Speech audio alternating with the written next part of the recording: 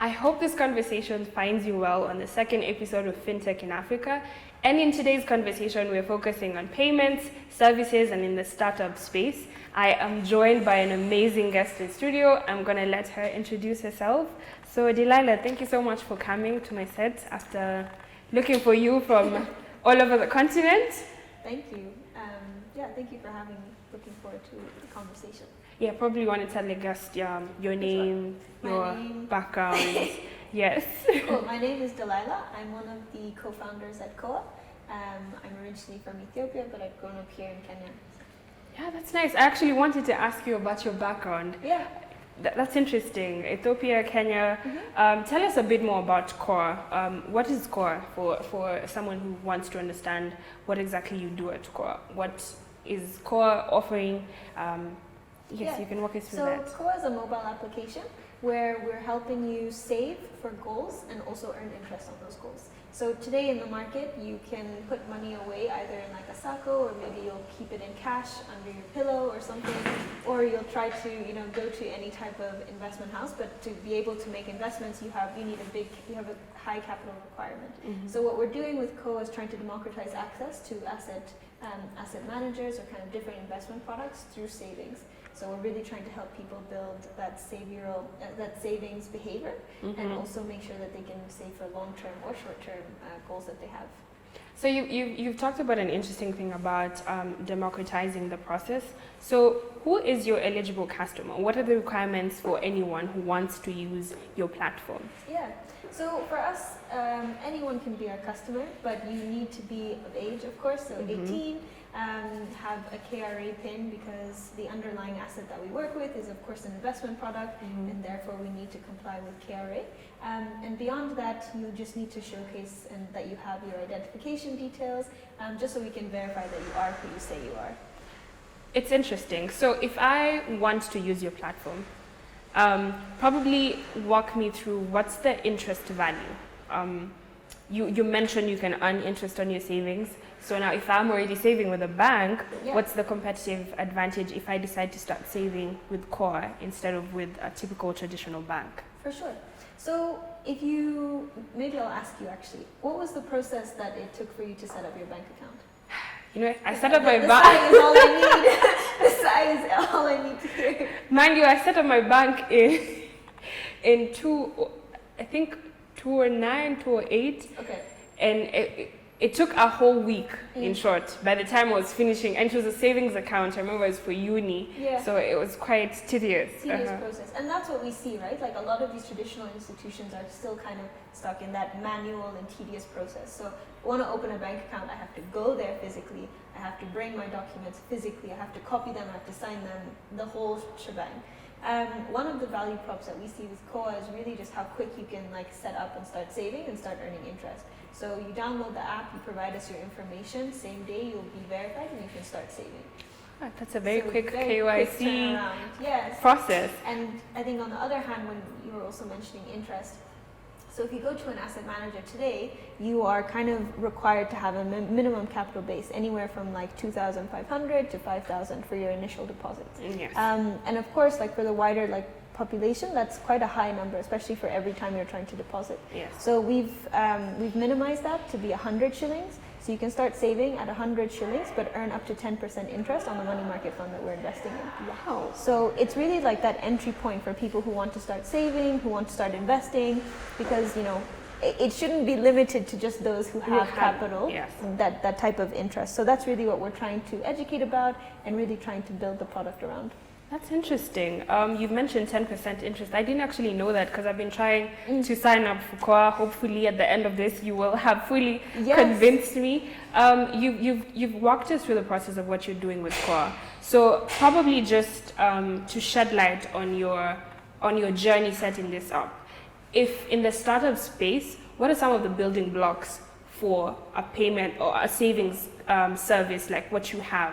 And also, how do you now get into a Kenyan market where, I don't want to mention names, but we know how this is such a big monopoly when it comes to that area. So how have you been able to penetrate as a new beginner in that space? Yeah, definitely, and it's quite a difficult space to break into, right? Because one, you have the dynamics of the region that you're in, the customers are different, the banks are different, the investments are different. But I think the fundamentals for building a fintech is really around the experience that you give the customer. Because yes, there's a monopoly here. Yes, there's banks that are doing amazing. You know, I saw Equity boasted a huge profit in the last year, right? Yes. But what is the experience that the customer is getting? You know, are they happy with that experience? Are they supported through that experience? So I think that's where fintechs have a big differentiator, and then also that innovative approach to offering products.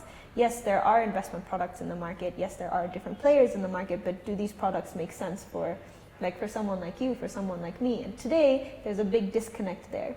So us coming into this market, looking at how we go about setting up, you really have two ways, right? You either go like big, you kind of take a lot of time and build your license and get all of those things, but that is very capital intensive, right? Then you are required to have millions of dollars upfront to invest in a license before you You're taking Series A, you're taking Series B, and before you the whole shabam. You have 60 employers. Exactly. But before you have even validated that customers want what you have. You put in so much money in exactly, and that is just too much of a risk. At least that's the way I see it. I think there's different approaches to it. So the way that we went about it is always partnering, right? Like, can we get a service up and running through a partner? So we opted to partner with Britam. So we partnered with Britam and we launched KOA last year in June. Really just to see, you know, what is the uptake? What do people tell us? Because you can only run the race once you're in the market. If you're on the sidelines, you're not running the same race. So once we're in the market, now we understand. We know what our customers want. We know what is not working with our partner. We know where we want to be. We know the direction we need to go. And that clarity is what will now take us to our next round to improve the product, to keep getting people onboarded. You really mentioned something interesting, which is like a very famous debate we usually have on Twitter on our Fintech Africa page. Yes. The concept of fintech disruptors think that this is a new innovation that has to walk alone. And you've mentioned something here about partnerships, because every time we mention banks, especially if you're coming under a fintech umbrella, is we're coming here, we're taking over. Yeah, exactly. And we're overshadowing. But you know, even if you are to think about the concept of open banking, partnership is really at the core of it. And you guys are running a whole fintech service in partnership with a bank. So what are some of the advantages of, for example, having a partnership with an established player like a bank or like another bigger fintech service? Yeah, and just before jumping into that, like, I think a big thing is about understanding which building blocks are your core functionality, right? Where are you good? And that becomes your USP, right? And that means that that is the thing that you need to focus on. And the other things you can also look to partner on. And as you grow, as you gain the capacity, as you hire the right people, you can kind of grow and make sure these things come under your umbrella. But to kick off, to do everything and do everything right, you'll do nothing great. At least that's the way that I see it. You really mentioned something interesting about experience. So how do you differentiate the experience with KOA and the experience with perhaps saving with another fintech or another company? Yeah. Because you focus that your building block has been experience. And I think I've talked to a lot of people in the fintech space, and no one really ever talks about experience that well. It's usually the product. Yes. And you're mentioning an interesting bit, because how do you even measure experience? Yeah, it's a very interesting space. Shall I start here or shall I start with partnerships? Let's start with partnerships, then we go into experience. Cool. Yeah, I think the biggest learning when it comes to partnerships is that you can't always expect your partner to work the way you work, right? As a fintech, you're quite nimble, you're small, your tech, you can change it at any moment, right? But more traditional institutions, they have a long process. So you really need to make sure that as you're setting up the scope of like any type of partnership, you really have that understanding of where the capabilities lie and where you need to jump in or where you can let your partners handle that, right? Just having that good and open relationship, that's really key. And I think that also feeds into the experience that you give your customer, right? Because if you have a mobile application, anyone can have a mobile application, right? But if you open a mobile application that is now every time you're on there, you are feeling the feelings of joy, or you are feeling the feelings of accomplishment, or you're feeling the feeling of, I need to get this goal, you are more likely to come back, right? And now that's like a change to your life and your behavior as an individual. And so there's a lot of great scientific data around behavioral economics, around behavioral financial management, and all of those pieces is what we're looking at when we're building KOA, because we're not building something that we want people to use and throw, right? Like it's something we want to grow with our customers, we want to grow with the population, we want to take you from first salary to first car to first house, right? We want to be there with you. But in order to do that, we need to get you there, and that's what we see our role as. And then that also requires us to teach you how to get there, right? Because not everyone has that financial literacy. Yes. And even for me, that's something that I'm learning, right? Okay, you have income, right? Okay, do I spend it all? Do I invest it? How much of it should I invest? What are my goals? But that's, people who are actively seeking that information are not the majority. Mm-hmm. So for us, it's really okay, cool. How can you make savings sexy? Mm-hmm. Saving is not, it's not really your pro spending, spending every weekend that's fun because you get that endorphin and that huge kind of boost of. And it takes too much discipline to save, to be honest. To forego your pleasures and save, but that delayed gratification, if you can get people to that point, their gratification is much higher. You mentioned something interesting about behavioral economics and how you gauge the financial habits that your customers have, which is a whole new playing field. Because your traditional bank is not thinking of how to make you save better. And here you have an app that's focusing on what is the experience after this whole journey. Perhaps to just bring us back to the partnerships. We have talked about the partnership space, and we wanted to focus on the customer experience of using your products. How do you measure that? Because we've talked in scientific data. How do you incorporate this data, and how do you measure now? This is a projection that we're going. It's getting better. We need to change up 1, 2, 3 things. How do you measure that experience? It's testing and speaking to customers, right? Nothing replaces that interaction, because as much as I can go and see what people have done or where they've clicked, how they've gone through their journey, but at the end of the day, I don't know why, right? So for us, it's been especially this year, our biggest focus is really speaking to all of our customers, understanding, where they got through in their process, what they have liked, what they haven't liked, how could we improve that journey, what questions did they have, because that's what's going to help us improve the product. You mentioned very amazing features and services that you offer for your company, which is what a quick question in my mind. What's the employment process as a fintech startup? Because you have all these products that I don't think your typical candidate has in their CV that I understand how to go about behavioral economics. Yes. What's the employment process when you are looking for people to work under your organization or under your fintech? And probably just tips that you can give for people in other startups that are looking for people that can help their business grow. Yeah. Hiring is tough, right? Because there's two things that you're looking for. You're looking for skill and you're looking for fit. Or actually somebody was teaching me that you shouldn't look for culture fit, you should look for culture addition, right? Somebody who will take your culture and raise that to the next level. Raise it to the next level. Exactly, but very interesting. For us, we really just look for people who are hungry, people who want to learn, people who are doers, because in a fintech environment or any type of innovation environment, a lot of what you're doing has not been done before, right? At least here in this market. You can look at playbooks from the States or from Europe, but that doesn't apply one-to-one here. One-to-one here. So really what you need is problem solvers. So you need to just look for people who, one, are willing to learn, two, you give them a problem, they just think of unique problems, and they're also not afraid, resolutions, they search for unique resolutions, but they're also not afraid to try and fail, right? Because you just need to try things quickly and allow yourself to, if it works, if it doesn't, it's very okay. And space is constantly changing, so you also need people that are it dynamic is. and Yes, staying up to date. exactly. But that also doesn't mean that you don't need people who are also stable, right? You need to look at a fintech or look at a startup. It's a team, right? It's like a basketball team. You have your tall people who need to be by the basket. You need your defenders. You need your the person who's the playmaker. You need all of those roles, and each one of them you need to understand what exactly you're looking for from them. Yeah. That's interesting. On the employment process, I think now to bring us back to the financial inclusion bit.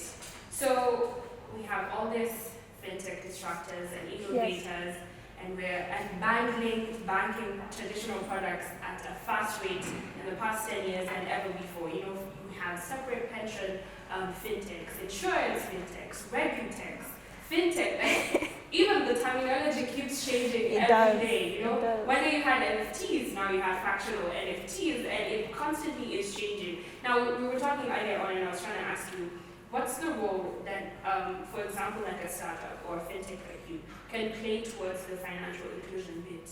Because you know we're making all these products, but for who? Yeah. Yeah. So probably just walk us through like what's the role that as a fintech you played in terms of fostering financial inclusion? Yeah, for sure. I think that there's really different targets for different fintechs. For us, when we started, we were very intentional about, okay, this is where KOA is. This is the product we're trying to offer, savings, goal-based savings, right? To be able to get people working with us, to be able to get people onto this platform, we have a huge financial literacy barrier that we need to get people to cross. So we started by doing a lot of financial literacy. So we started with a lot of webinars. We've been going to universities to do different financial literacy. We've gone to places like Kibera with the Octopiso Foundation. We've onboarded like women's groups as well, because we understand that this is our demographic, right? People who are transacting every day, people who need a place to put their money, a place to invest, a place to really build their financial well-being. So for us, the role that we see in the market is that we need to educate the people who we're bringing on, and that's why we've taken such a focus on that. But as a whole, fintechs in general, I agree with you. There's a lot in the market, right? But I think that these newer technologies or newer type of financial products, they don't serve the bottom of the pyramid, not yet. In Kenya, I think we're lucky that we have something like mobile money that allows people to transact, right? So we're not fully unbanked, but we're underbanked, right? So we don't have financial products that are going outside of like urban centers that people can access. People who are in chamas or sacos that are in rural areas, the cash is sitting, it's just there. With and inflation at 6%, the value of that is just depreciating. Depreciating with every other day. But the financial education needs to reach there, right? Because that's the only way that this ecosystem will thrive. This ecosystem will grow, that we can build, wild, like you said, regutech, NFTs, all of these things. Those things will only thrive if we have everybody coming up. And that's what we see as our job at KOA. That's interesting. Perhaps to wind us up, because we have this conversation for as long as we want, which is a question that usually when you're talking to fintech disruptors, it's not something they think about, but you've actively been in the space when you were starting up for KOA. What's the creative design for the app as a developer, and how crucial was that for it? Because again, there on Twitter we have a constant argument for the user experience for your app or for your service or whichever platform that you're delivering on is synonymous with the design process. What was the design process like for KOA? Yeah. I remember this very well. We started 3 of us, right? So me, my co-founder Alexi, and also our CTO. And Alexi and I would go do research on different apps that we liked, hand draw them on paper, do kind of like, I guess now what I've learned is called wireframing, and just draw them out and see like, okay, I want this button here, this process seems good, this could work. And just kind of going through that iterative process, right? So just drawing it out, getting it mocked up, testing it, saying this doesn't work, and going through that. I think that served us very well till now, but now we're kind of taking a more, let's say, specialized approach at that, so we can really, transform the app and really just give it that facelift that we want it to have. But the process was very cool. It was a very fun process for us, and it was a very intentional process. And even as we grow, it'll still be a very intentional process because, like I said, the experience is everything.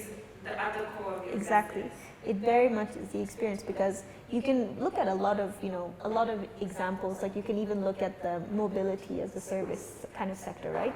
Why do you choose like Uber over Bolt? Why do you choose Little Cab over Bolt or over Uber, whatever? It's the experience. That's the differentiator is the same. The prices are not more than 20, 30 shillings difference. It's the experience, it's the look, it's the feel, it's what makes you most comfortable. So it's very interesting. Yeah, because I think we've really talked about the design process recently on the feature fair that we had. And there are pro-design and others that think it's the products that's important. But I think you have to understand the first thing your customer registers is how it felt using this process. And I think you've mentioned behavioral economics and how it plays to the services that you offer. Perhaps as a parting shot, because I do hope to have you on this show again. For sure. I think that should be your camera. Okay. Just you can speak to your audience why they need to put their money on KOA. Yeah.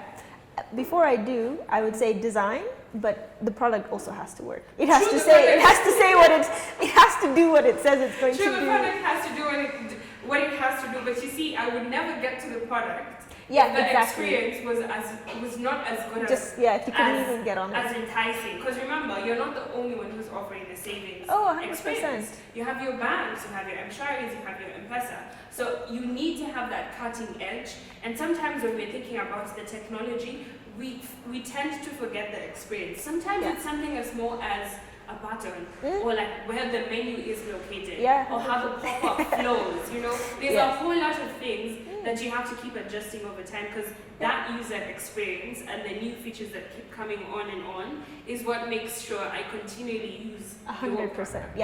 Yeah. So you should join us, because this is what you'll gain. No, I think KOA is really here to support you on your savings journey, on your investment journey, and also just your wealth creation and wealth management. So if you're interested in leveling up your financial game, you should come to KOA.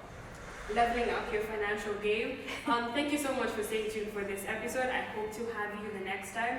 If you have any comments and questions about this episode, please feel free to tag them in the comment section below. And until next time, it's goodbye from us. Thank you.